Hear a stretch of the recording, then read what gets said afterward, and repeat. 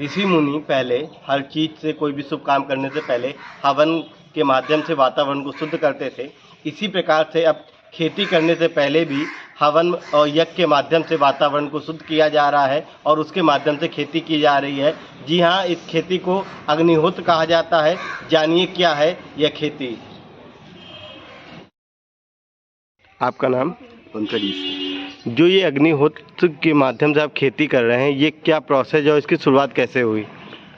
ये जो अग्निहोत्र है, इसका प्रादुर्भाव 1963 में श्री माधव स्वामी साहब जी हैं, उनके माध्यम से हुआ और विश्व का पहला अग्निहोत्र 22 फरवरी 1963 को भोपाल में हुआ था।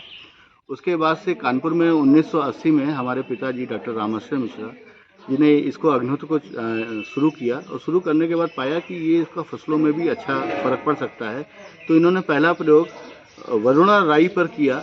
वरुणा राई पर जब इन्होंने अपने फार्म पे प्रयोग किया, चूँकि पिताजी हमारे प्रोफेसर थे सीएससी यूनिवर्सिटी में, तो उनके पास फार्म थे। जब फार्म पे उन्होंने किया तो पाया कि इसमें ग्रोथ के साथ साथ एक अल्टरनेरिया ब्लाइट की बीमारी होती है राई में, जो इसके छिड़काव से ख़त्म होने लगी। और रही बात प्रोडक्शन की, तो प्रोडक्शन भी इसका एवरेज आया, तो धीमे धीमे उनका विश्वास बढ़ा और उन्होंने जगह जगह इसके बारे में बताना चालू किया।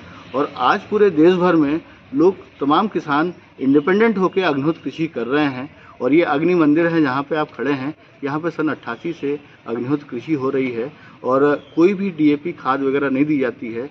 जो अग्निहोत्र भस्म होता है उसके साथ मिला के, गाय के गोबर मूत्र के गोमूत्र के साथ मिला के हम एक पेस्ट तैयार करते हैं, जो कि एनपीके, नाइट्रोजन, फास्फोरस, पोटास की मात्रा को पूरा करता है। और साथ ही हम अग्निहोत्र करते हैं जो कि वातावरण से पौधों को वो मिलता है।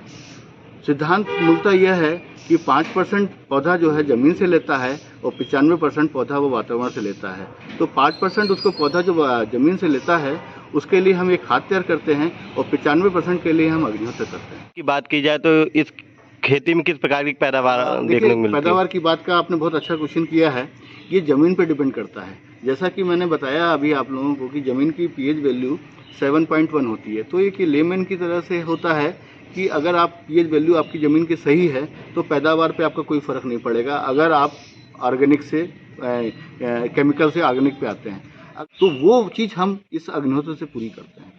देश भर में कहाँ कहाँ पे इस तरीके की खेती हो रही है? देश भर में महाराष्ट्र में हो रही है, भोपाल में हो रही है, इंदौर में हो रही है, अपने पश्चिमी उत्तर प्रदेश में हो रही है, ये क्या कहते हैं झांसी के आसपास हो रही है और कानपुर देहात में चालू हो रही है, अभी स्टार्ट हो रही है। ये गेहूं के बाद से अब उसको बोया जाएगा।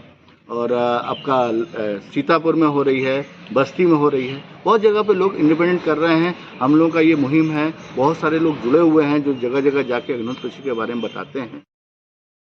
यह खेती पूरी तरीके से ऑर्गेनिक है, प्राकृतिक है। इसमें किसी भी प्रकार की डीएपी या किसी फर्टिलाइजर का इस्तेमाल नहीं किया जाता है, बल्कि यज्ञ और हवन से निकलने वाली जो राख होती है उसमें गौमूत्र मिलाया जाता है, गोबर की खाद मिलाई जाती है और उसको फसलों में डाला जाता है। इससे फसल न सिर्फ पैदावार अच्छी होती है बल्कि जो उनकी मिट्टी की उर्वरकता होती है वह भी बेहद अच्छी हो रही है। और पैदावार देश भर में इस तरीके की खेती कई जगह की जा रही है और उनका परिणाम भी अच्छा देखने को मिल रहा है। मैं अखंड प्रताप सिंह, न्यूज़ 18 कानपुर।